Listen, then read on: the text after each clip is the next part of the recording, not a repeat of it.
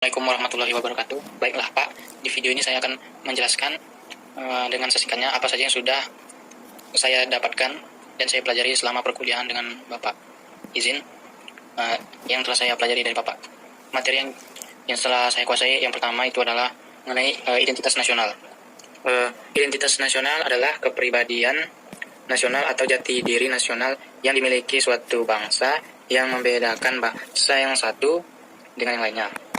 Identitas nasional dalam konteks ini tercermin dalam simbol-simbol kenegaraan seperti Pancasila. Identitas nasional adalah kepribadian nasional atau jati diri nasional yang dimiliki suatu bangsa yang membedakan bangsa yang satu dengan bangsa yang lainnya. Identitas nasional terdiri atas bahasa nasional atau bahasa persatuan, yaitu bahasa Indonesia. Kemudian ada bendera negara yang sah. Kemudian materi yang saya kuasai selanjutnya yaitu adalah integrasi nasional. Integrasi nasional adalah usaha dan proses mempersatukan perbedaan yang ada pada suatu negara sehingga terciptanya keselarasan secara nasional. Seperti yang kita ketahui, Indonesia merupakan bangsa yang sangat besar, baik dari segi budaya ataupun wilayahnya. Di satu sisi, hal ini membawa dampak positif bagi bangsa Indonesia, karena kita bisa memanfaatkan kekayaan alam di Indonesia secara baik dan mampu mengelola budaya-budaya yang melimpah untuk kesejahteraan rakyat. Namun, selain itu menimbulkan sebuah keuntungan, ya, hal ini juga akhirnya menimbulkan masalah yang baru. Kemudian materi selanjutnya itu berdasarkan hal tersebut dapat disimpulkan bahwa negara merupakan suatu organisasi di antara sekelompok atau beberapa kelompok manusia yang secara bersama-sama mendiami suatu wilayah atau teritorial tertentu dengan mengakui adanya suatu pemerintahan yang mengurus tata tertib dalam dan keselamatan rakyatnya. Konstitusi diartikan sebagai deretan yang mengatur suatu negara, baik yang tertulis maupun yang tidak tertulis. Konstitusi membuat aturan pokok atau fundamental yang menopang berdirinya suatu negara. Antara negara dan konstitusi mempunyai hubungan yang sangat erat,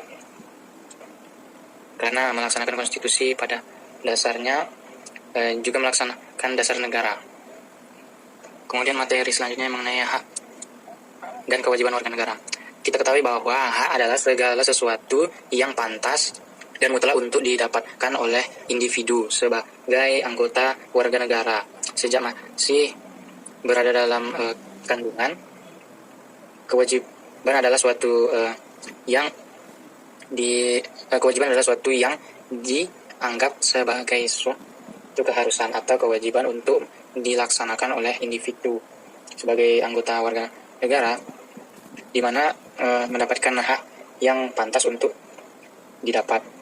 Warga negara adalah penduduk yang sepenuhnya dapat diatur oleh pemerintah negara tersebut.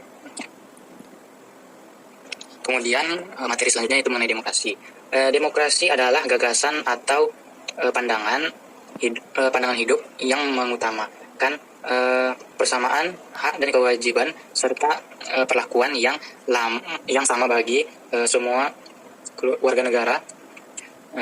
Dan prinsip-prinsip demokrasi dibedakan menjadi dua, atau prinsip demokrasi yaitu demokrasi menurut cara aspirasi rakyat atau demokrasi langsung, dan demokrasi tidak langsung atau demokrasi Pancasila. Kemudian materi selanjutnya yaitu dinamika historis, konstitusional, sosial, politik, kultural, serta konteks kontemporer. Penggerakan hukum yang berkedaulatan Indonesia adalah negara hukum.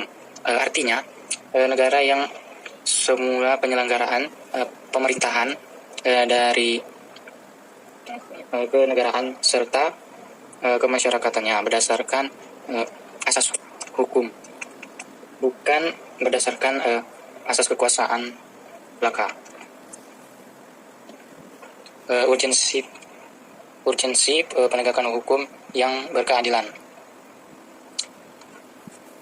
Pernahkah kita berpikir seandainya di sebuah masyarakat atau negara yang ada hukum, jawabannya adalah ya tentu saja hukum sangat beragam di Indonesia. Jika negara kita tidak memiliki hukum, maka Indonesia akan sulit untuk mendapatkan keadilan.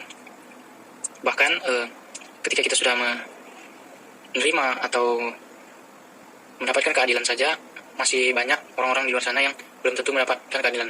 Seperti contohnya Pak, kasus Verdi Sambo yang telah Bapak sampaikan di kelas. Nah, itu kita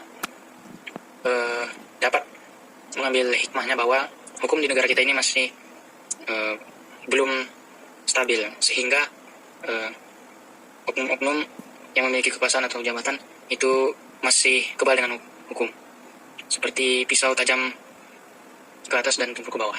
Terima kasih Pak. Baiklah, sekian yang dapat saya jelaskan dalam video ini. Terima kasih. Mohon maaf jika ada kesalahan dan kekurangan Pak. Mohon dimaafkan. Assalamualaikum warahmatullahi wabarakatuh.